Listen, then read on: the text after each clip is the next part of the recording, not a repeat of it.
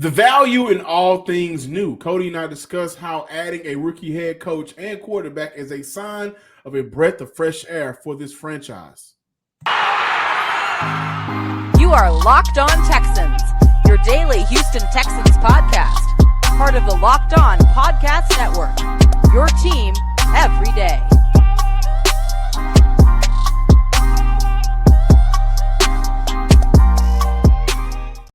Welcome, everybody, to a Friday episode of the Locked On Texans podcast, a part of the Locked On Podcast Network, your team every day. I'm John, some sports guy Hickman. Of course, I'm joined by none other than Sports Illustrated's own Houston Rockets, Houston Texans credential media member, Cody Davis. And we want to shout out our everydayers from the Himalayas. Y'all know what it is. It's Friday, and without y'all, we wouldn't have no show to do in the first place. So thank you for checking us out. Make sure you subscribe to the Locked On Texans podcast on YouTube or wherever you get your podcasts, including Apple Podcasts and Stitcher Megaphone, Spotify as well.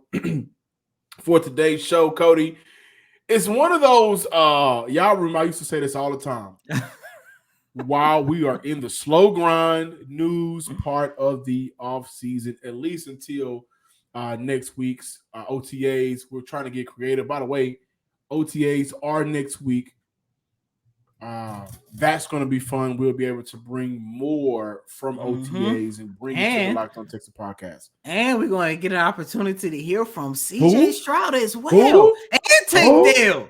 Oh, the 713. The 713. Oh, that's going to be great. Listen, I think everybody right now is anticipating just hearing from the eventual franchise quarterback.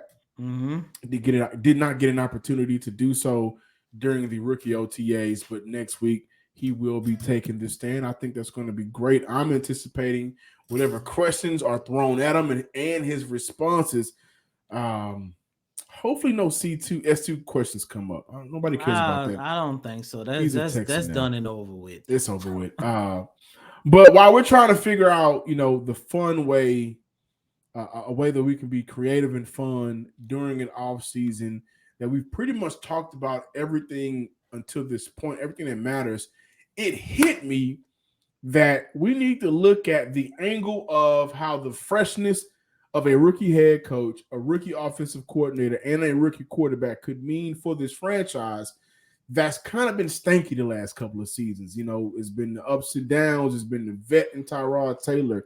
It's been the vet in Kyle Allen. It's been the vet in Jeff Driscoll. It's been the third-round quarterback in Davis Mills. It's been the outdated and older coach, no disrespect, in Lovie Smith. There's been a rookie coach with head coach in David Culley, but how much of that was actually going to be laid down for a real foundation? So when looking at a couple of things, when discussing the combination of newness and what this can mean for this franchise, since 2000, there's been 13 combinations of rookie head coaches and first round rookie quarterbacks. The combined previous records of those teams before the rookie coach and rookie coach and rookie quarterback, 55 and 153.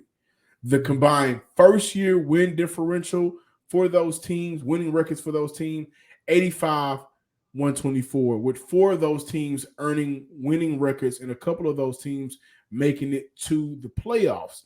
When I think about how this correlates to the success of this franchise here in Houston for the current season, I absolutely believe that this team will win more than 3 games. That's number one. But I also think that adding a rookie offensive coordinator in Bobby Slowick, who you have a relationship with, with DeMeco Ryans, looking at their relationship from the 49er days, you start at least to eliminate those losing habits, bringing in guys that has had recent success on the offensive side of the ball. Additionally, bringing a freshness of winning football and modern football as well. So even with the addition of the defensive-minded head coach, DeMeco Ryans, I think that Ryans brings in a coach and a coaching staff where he's not handcuffed, and he won't handcuff his coaches. That's something that has been a point of discussion the past couple of seasons. How much have David Culley was handcuffed during his tenure here in Houston? How much was Lovie Smith kind of handcuffing some of the suggestions that he was getting maybe from the players and coaches on things that they could do differently to win some of those ball games.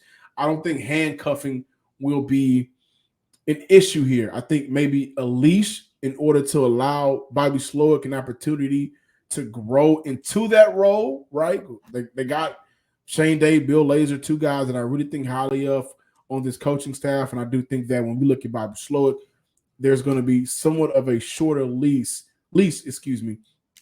But I think Ryans will allow minds to be creative within the offense and finding playmakers across the board offensively. So when I look at the newness and the freshness of having a rookie as a head coach, as your quarterback, as an offensive coordinator, I think this is the perfect time for those three minds, along with everybody else, but those three minds to get together, to build right now, right? Like, there's no doubt DeMeco is going to be here. There's no doubt for at least the next 4 years, we've seen crazier things happen. CJ Stroud is going to be here. And until Bobby Slowick plays his way, coaches his way into the head coaching buzz, there's no doubt he's going to be here. Let's look at the past couple of seasons. There was doubt David Culley was going to be here. There was doubt that Tim Kelly was going to be brought back for another season. There was doubt in Lovie Smith. There was doubt in Pep Hamilton. That's not here. So when there's no doubt, ladies and gentlemen, I think the lack of doubt brings in how can I put this? It brings in more faith in one another, because at the very least, I'm going to see you next week. I'm going to see you the next day. I'm going to see you at the next practice. I'm going to see you at the next game. I'm going to see you next year. So what are the ways we can continuously get better with each other? And so I think that's the biggest difference when I look at the past couple of seasons compared to now, with all rookies across the board, head coaching, offensive coordinator, and quarterback. No doubt, more faith equals more stability. John, when you talk about these three guys, the head coach, offensive coordinator, quarterback, it's just going to make football with the Houston Texans watchable again. Because if we being real, there was several times over the last 2 seasons, possibly 3 seasons, to where the product on the field just looked so bad it was hard to watch. Over the last 2 seasons, the Houston Texans only scored an average of 16.5 points per game.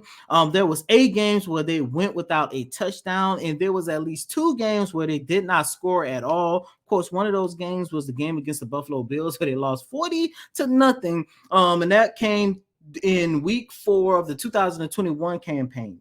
And of course, that was under David Culley's tenure. New head coach, new offensive coordinator, better quarterback. I don't think that we're going to be sitting here talking about the same struggles that we talked about over the last 2 seasons. The inabilities of a quarterback, how much the offense cannot move the ball outside of the run, and in some occasions, depending on what version of Dameon Pierce you got. And in the last 4 games, whether or not Dameon Pierce was healthy, there was times where you couldn't rely on a run. Like, everything that we have been talking about, I don't think it's going to happen here again. There is one guy. Because I will say that I do think that in the 17-game stretch, with a lot of rookies, whether that's at the coaching level or player level, there's going to be some type of inconsistencies. I just want to. No, and I'm glad that you said that, but it's not going to be like the last 2 years, John. There was several times where we came on this show and said, if we could copy and paste an analysis that we did from a past game of how they lost and just put it in this game, and it's the same exact thing. I don't think we're going to get that version. Plus, as you just mentioned, because you don't have those doubts, you're going to give somebody like Coach DeMeco Ryans, Bobby Slowick, his first time as the full offensive coordinator, of course, rookie quarterback, and CJ Stroud, you're going to give them an opportunity to go out there and make mistakes. However, we don't want to see those guys continuously making the same mistakes like we have seen over the last 2 seasons. John, there's another guy I would like to add to this, and that's quarterback coach Gerard Johnson. Once again, this is a young man in Johnson who went to Minnesota and actually helped Kirk Cousins have one of the best seasons of his career. When you add in that CJ Stroud is going to have an opportunity to learn from Bobby Slowick, once again, like I've been saying since February, Bobby Slowick was given a lot of credit of the success that we saw San Fran had with Brock Purdy, You add him in alongside with Johnson, you're definitely going to get better play from CJ. And not only that, most importantly, because he's a rookie, you're going to have more faith in his development as well. If you're looking for a delicious snack but don't want all of the sugar and calories, then you need to try out Built Bar, one of the best tasting protein bars on the market, covered in 100% real chocolate. Not only that, boy, do they got some flavors for you to choose from: the churro, the peanut butter brownie, the cookies and cream. But on top of that, you know why you should check out Built Bar? Only 130 calories, only 4 grams of sugar, with a whopping 17 grams of protein. You can run into your local Walmart or Sam's Club while you're out running errands to pick up a specialty, to pick up a 14 or a 13 bar box, or you can still order your specialty flavors right now at built.com. Welcome back in, Locked On Texan listeners and viewers. Very good conversation, right? And I kind of want to bring it back just a little bit because I want to look at the newness of DeMeco Ryans on the defensive side of the ball. But again, DeMeco, he's new. CJ Stroud, rookie. Bobby Sloyd, rookie. Tank Dale, rookie. Xavier Hutchinson. Who? Hutchinson, rookie. Hutchinson, rookie. When I look at the top 3, I think that, we mentioned the building process of the foundation. And I want to put emphasis on, I'm saying building, not rebuilding. I think the foundation is here now for Houston. But with that building process, Cody, you mentioned, Gerard Johnson, talked about Bobby Slowick, the freshness and newness of CJ Stroud, right? And he's a guy that we're going to hear from next week. But really quick, man, there was a bad taste left in the mouths of the fan base from the last franchise quarterback. And then you go through quarterback hell, purgatory, where you was not bad enough. Well, you didn't have no first round picks to go get Trevor Lawrence. So you couldn't make that happen because of how Bill O'Brien mortgaged everything. But then you come in year 2 under Davis Mills and you have some type of expectations, and boy, did he not meet any of them. And so you're watching a lot of bad football. With 17 games in the NFL, there's a short window of enjoying your team. And in 17 games, Houston only won 3 with a tie on one of those games. A lot of bad football play coming from the quarterback position. So you look at CJ Stroud, who was a Heisman finalist a couple of seasons ago, right? Everybody's, when you watch him play, you see the accuracy, you see how he can command the college field, and you hope that translates over. But the newness of him is just a guy that, as a rookie, you get your rookie quarterback, got some swag to him. That helps out this offense. There was no swag at the quarterback position. Right? Tyrod Taylor had it for the first game when they came out and won a couple of seasons ago, and even in their first half against Cleveland, there was some swag there. But that for the past 2 seasons, mainly the quarterback position has been swagless, and it's kind of been like a kind of business casual type of feel. Like, yeah, I'm cool, but I got to tie on with some jeans type of deal. But I want to look at the newness and freshness of DeMeco Ryans. We talked about his presence on the field, but I want to look at his impact off the field with the front office and the newness of real trust between coach and general manager. Ladies and gentlemen, Cody, I would love to highlight what his presence would mean for Will Anderson. But I have a question. Are we talking about Will Anderson as a Houston Texan if DeMeco Ryans isn't here? I don't think so. So that's his impact. And I like that when you look at his arrival, the swarm defense, everybody playing together, putting guys in situations where they can make plays, whether that's on the offensive side of the ball, and building up that staff to replicate and reflect what you're saying. And then on the defensive side of the ball, you are the DC, the development coach, and the defensive coordinator, right? Going out there and getting the guys that you want through the draft and in free agency. Right? him working with the front office, him strictly working with Nick Caserio. Guys, when was the last time a head coach and the general manager did that in Houston? And when I ask you that, there was tension around trading up for Deshaun Watson in 2017. So again, Boom, I ask you, when I ask you that, remember the rumors that Bill O'Brien was working against Brian Gaine to get him out the paint. When I ask you that, when we hear last year where there's differences in philosophies at the press conference, the introductory press conference between Lovie Smith and Nick Caserio, when I ask you that, when was the last time you could sit back and say, I think those guys are actually going to pair and work together very well. That is what the newness and the freshness of DeMeco Ryans is, ladies and gentlemen. And he actually brought stability back to this organization and credibility, John. And you know what else he's going to bring? A great playlist. I love old school music. But Lovie Smith, them boys are 22, 23, 24 years old, man. Look, you know it was me. Only Jerry Hughes out there that's going to recognize what you was playing. Hey, you know me.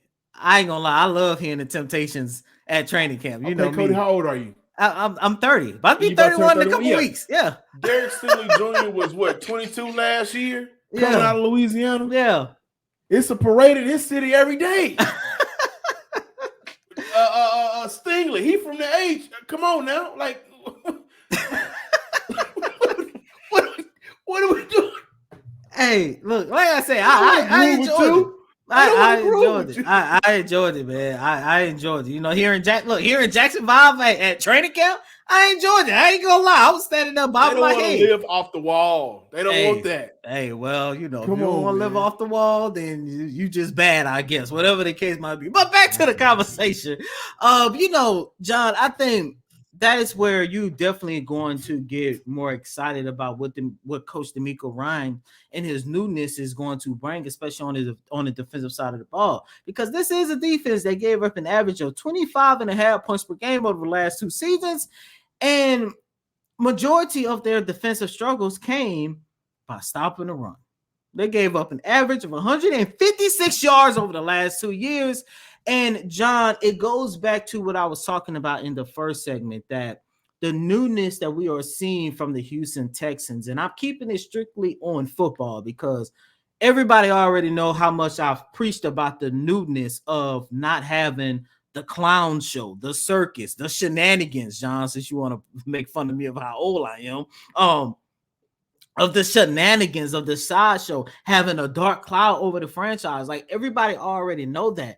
But just having watchable football back in the city of Houston with Coach DeMeco Ryans, and yeah, I understand there's going to be moments throughout his tenure as a rookie head coach. Hopefully, you know, he can be the head coach that can bring sustainable success to this organization. I understand that there's going to be moments where you have a great player who's just going to go God mode and just tear you up. However, you're not going to have somebody like Derrick Henry who rushed for over 200 yards, not 1, not 2, not 3, but about 4 or 5 consecutive games. You're not going to get that with DeMeco Ryans as your head coach, but not only as your head coach, your defensive coordinator. And 2, and most importantly, we can say so much about Coach DeMeco Ryans on the offensive side of the ball. I do believe that is definitely going to be Bobby Slowick. But on defense, Derek Stingley Jr. You don't think he's been keeping tab and keeping notes of how people have already written him off? Because think about it. Ridiculous. Not only was he coming off a season to where that was his first real season playing real football, because the season before that, his last year at LSU, he was battling a foot injury that limited him to 3 to 4 games. So not only was that his first real season, getting himself back in football shape, but he was playing in a system where his head coach / defensive coordinator refused to create a defensive scheme that is tailor-made for his best attribute as a one-on-one corner. That is where the newness and freshness of Coach DeMeco Ryans is definitely going to come in, because we believe that he's going to get the best version out of Will Anderson, but he's definitely going to get the best version out of Derek Stingley Jr. And I also want to throw in Jalen Petrie as well. Oh, you missing I somebody. You missing Christian Harris. So the foundation is there. And John, I like the fact how you talked about building instead of rebuilding. Because if you're rebuilding, you're looking for the pieces. All the pieces are in place. Now it's finally time for you to build. And that's what the Houston Texans are going to do in 2023. And one point that I want to add to that before we move forward, do I think the addition of DeMeco Ryans is going to help with Houston missing 90 tackles? Oh, my gosh. Yeah, I 19 from Petrie. I think that gets cut down. Christian Kersey had 10. I don't know if he sees the field this year as a Texan to even get that amount. Christian Harris with 10. Like, this team missed a lot of tackles last year, and I think the fundamentals of just breaking down and being able to secure a tackle is one thing we should all look forward to. Welcome back in, Locked On Texans listeners and viewers. Before we close out of today's show, it's Friday. We are going into the weekend. I'm going golfing with my father-in-law, so I'm looking forward to that. But outside of that, I ain't looking forward to doing nothing else this entire weekend. But I'm talking to y'all, and I love when we get an opportunity to hear from you guys. So we're going to go on over to the YouTube comments. There's a couple from will the Houston Texans have a player who could record double-digit sacks episode. And my man, what's my man name here? Daryl Barlow said that Grenard 12 sacks, Anderson 10 sacks. Oh, wow. Jerry Hughes 7 sacks, and he backed it up by saying good coverage from the secondary will aid sack production. Watch. And you know what? I wouldn't be mad at that. And I'll tell you why. That has been a point of emphasis. We've heard DeMeco Ryans talk about that, like having your secondary play good enough for your guys up front to be able to get some of those coverage sacks. And vice versa as well, your front four, front seven being able to cause some disruption to have your secondary come up and make some plays on the ball. But and listen, man, if I'm wrong, I'm wrong, right? Like, that'd be great for me, honestly, because I would get to cover some good football. So, Mr. Barlow, I'm not mad at that. I don't think I don't think the Texans are going to have two guys to record double-digit sacks, but I think there's a possibility where you have one who reached double-digit sacks, John Grenard, and then Will Anderson Jr. It's like I mentioned in that episode. It's going to be similar, or I could see a scenario where it's similar to Nick Bosa rookie season, I believe in 2018, 2019, where he was a rookie. He finished off his rookie campaign with 8 or 9 sacks, but I forgot who the veteran defensive tackle was or defensive end, and he led the team with 10 or 11. Eric Armstead? Yeah, Armstead. Alden Smith wasn't there no more. No, it was Armstead. Armstead led the team in sacks with like 10 or 11. I can definitely see a scenario like that happening. But the one thing that I keep going back to, Jimmy Ward, who played 2 seasons at San Fran with Coach DeMeco Ryans as the defensive coordinator, he said his scheme makes it a lot easier for the secondary because he put so much pressure on the defensive front. However, his defensive scheme is orchestrated to get the best version of the defensive front. So it's doable. It's realistic. We'll see. We'll see. My man Joe Lee. This is just funny to me. So shout out to Joe Lee. That Weaver Zaza was backyard boogie. Oh my goodness. That's just funny to me. I don't know why that's so. Well, I know why that's funny to me, but yeah, man, Anthony Weaver, he tried, man, bless his heart, but it just wasn't working out here. Let's see. On the podcast, Houston Texans rookie minicamp reveals Will Anderson switching from outside linebacker to DN podcast. Let's see. Oh yeah, Derek Dynasty. This is the same podcast we talked about the addition of Shaquille Griffin. He said that I think Desmond King's job is the one up for grabs. He's not on return duty anymore, and they can make Tavierre Thomas the full-time slot corner. You know, I don't have a response to that, my man. Derek Dynasty. But what I will say is, you know, I truly believe that the competition when we look at the 3 and 4 guys, that's going to be very interesting. I think Steven Nelson I think his job is locked in, man. His job is locked in. I just don't know as a starter. But that is a good point. I don't think that I ever thought about the possibility of Desmond King being the odd man out. Because with Shaquille Griffin coming in, it changes up that dynamic that we thought the Houston Texans were going to roll with. Yeah. So it's I like that. I like that. I can't lie. I can see if Griffin comes in and has one of those 2019, going into the 2019 season. Well, if he have a season like that, then we had like 12 pass deflections. He was that's balling better than Nelson. I think he had like 3 or 4 picks. That's better than Steven Nelson. Steven Nelson can take your number 2 receiver out the game, though. So, like, it depends on preseason and the camp, man. Like, if Griffin comes in and plays good, him playing better is going to bump somebody else down from maybe 2 to 3 or maybe 3 to 4. We'll see how that plays out. My man John Scott, to end off the show, did you guys go to Kempner High School? No, sir. I did not go to Kempner High School. I actually, and a few people know this that watch the show, I actually went to Rawshaw Sterling, baby. 11625. You know what I'm saying? Right there, South Park, Houston, Texas, man. So I tell you, I'm from Houston for real. That's why I cover the Texas, because I love my city. And no, I did not go to Kempner High School. No, I didn't go to Kempner either, man. The first 2 years, I went to Westbury. Last 2 years, I went to George Bush High School. Man, thank y'all for checking out so today's much fun. episode of the Locked On Texans podcast. Be sure to follow us on Twitter at Locked On Texans. Take those same 2 thumbs, scroll over to YouTube and hit the comment. Tell us how you feel. Share with your friends, but don't leave before you subscribe. And as always, I'm your host, Cody M. Davis. Please remember to follow me on Twitter at CodyDavis_24. Once again, that's Cody COTYDAVIS_24.